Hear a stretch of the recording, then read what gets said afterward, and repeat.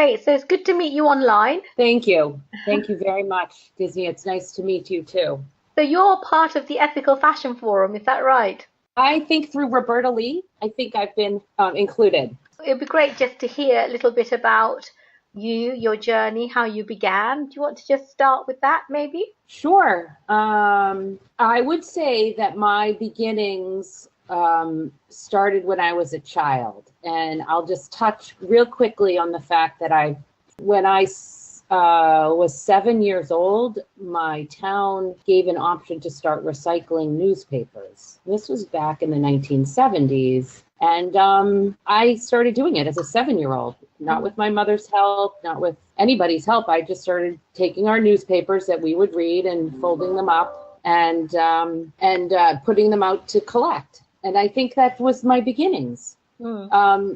Every job I've ever had, I've always tried to make new systems that included conserving. So it started early with recycling, and my job at Dean Witter, which was an investment house way back when, I implemented office paper recycling. So when I got to an age where I really wanted to find clothing, which was something that was important to me, was to look fashionable. And it became much more conscious for me that I wasn't able to find the things that I wanted to adorn myself with that was made ethically or had environmental concerns within the company that I was, the brands that I was buying from. So I decided that I needed to start it on my own, because if I couldn't find it, then I was sure that people who were not even looking for it would not find it either. And so it took a few years of this, the journey. I launched One Savvy Mother in March of 2016. So we're 18 months old now. But, it took about 2 or 3 years prior to that of really thinking, investigating business models, coming up with the creatives, etc. And so what were you doing before as a consumer for your sort of clothes shopping? Right. So my mother has been a purveyor of fine clothing since 1999. And my mother's always been in retail.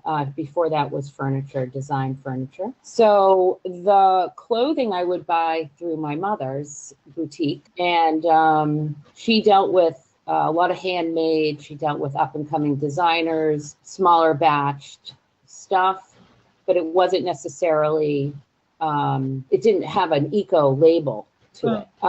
And I was content, I was content for a while until I again started doing more research and asking myself these questions. Like, I buy organic food, why wouldn't I buy organic clothing?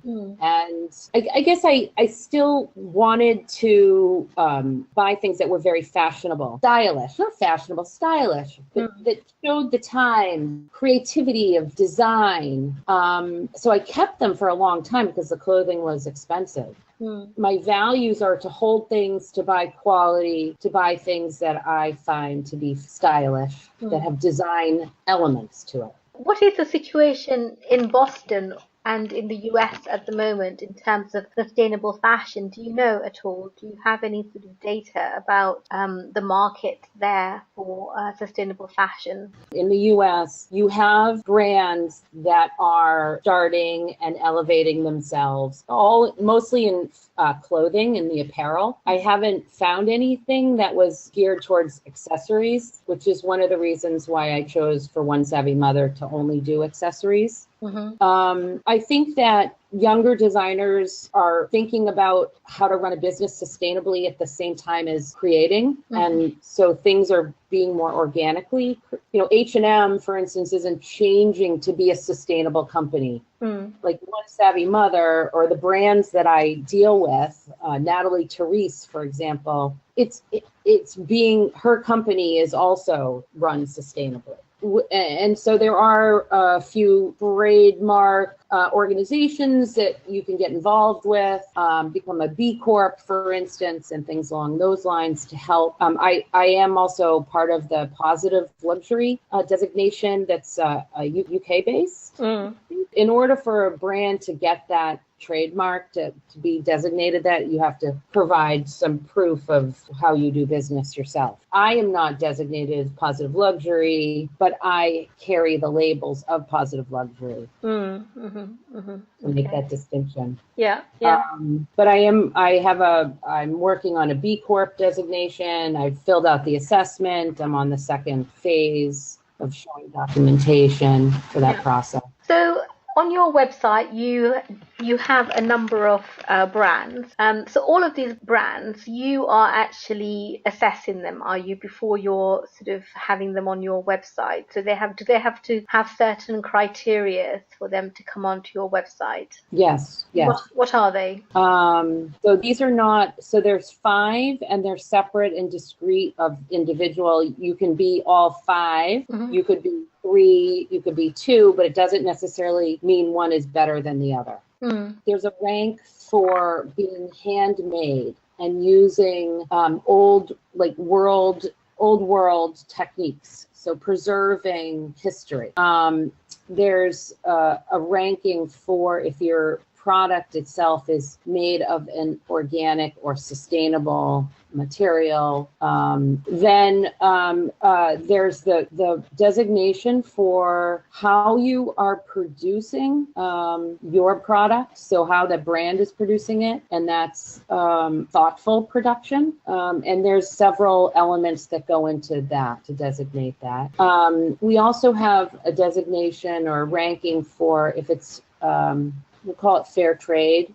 We call it trade, not aid. Mm. And there, because we deal with multiple international company brands, we want to see how they are treating their workers. And then we have, and then recycled or upcycled. Mm-hmm. That's the final one. If the product itself, so we have a brand from the UK that is using bike tires, mm-hmm. Lara Zappo. And we have a company in the US called Rewilder that creates bags out of what we designate as beer cloth. Nobody really knows what that is. No, what is that? So beer cloth it's actually a polypropylene tarp that the beer industry uses, much like a tea bag, in their big industrial vats. Uh-huh. And from a production standpoint, they don't use that polypropylene very much. So they order, these big tarps, and then they throw those big tarps away very, very shortly after using them because they can't be used very often. So the company takes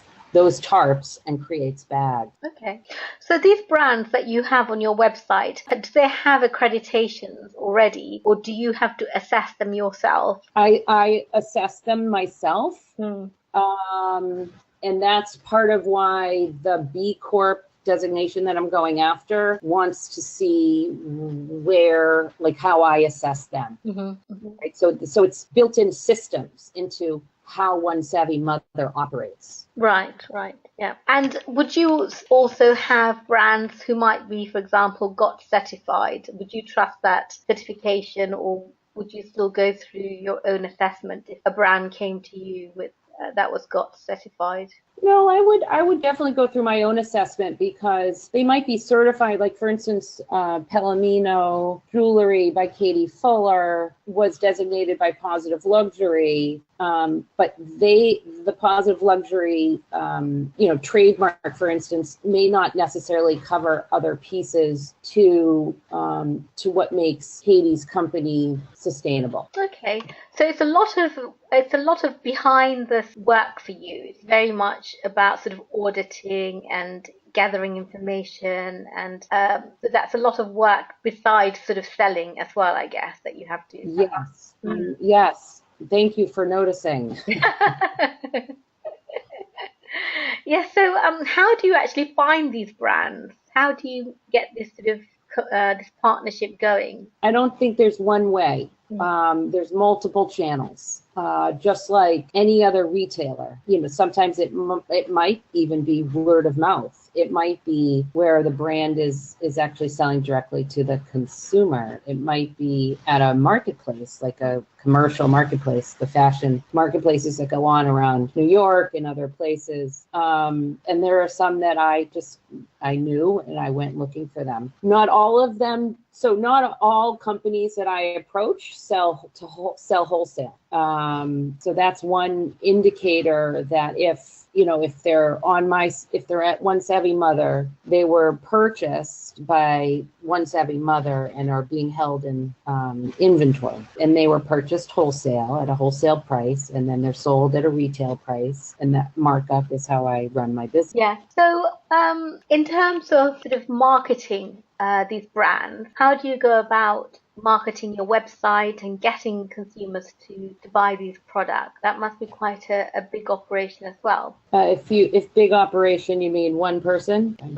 So I went into the business with not a lot of financial back. So I went in more bootstrapping. And so my plan was to start organically building traffic through social media. And I didn't know much about it, but I just kept trying, and I had, a few consultants here and there, and I've gotten the hang of it.